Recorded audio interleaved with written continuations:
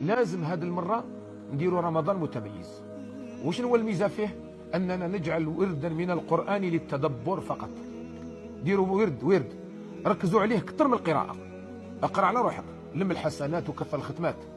بصح دير ورد ساعة ساعتين في النهار، اقرأ حزب على الأقل. خليك من هذيك يعني 4 ختمات 5 ختمات و6 ختمات و10 ختمات، ومن بعد انت كيفاش تخرج من رمضان؟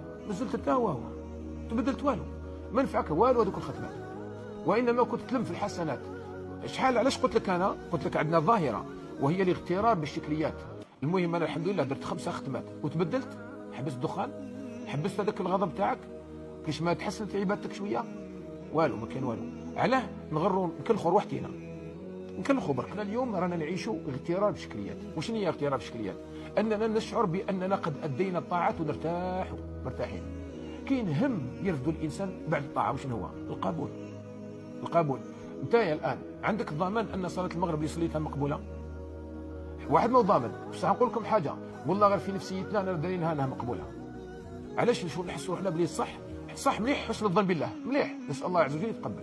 بصح لو كان شوف الناس شحال من واحد راه مغرر بنفسه، وقتاش تيقلوا هذا الإنسان في المعاملات تلقاه في المعاملات كاين بزاف ناس خاربينها في المعاملات. عندنا اغترار بالشكليات.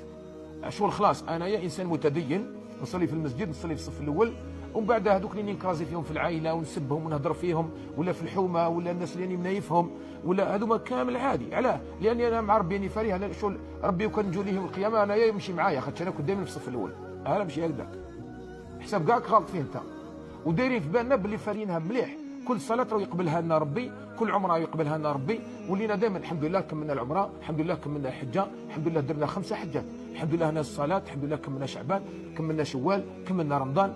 واش كملت هذو كامل؟ لعل الله ياتي بها فيجعلها هباء منثورا.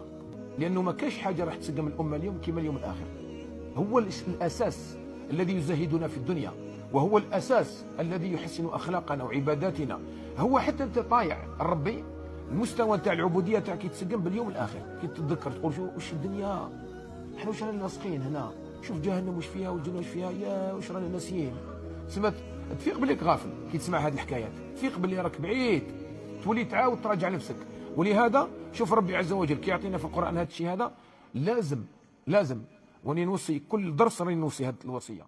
اللهم آت كلا منا سؤله من خيري الدنيا والآخرة، ارزقنا صفاء النية ونقاء الطوية، وأصلح لنا في الذرية، وباعد بيننا وبين كل أذية وبلية.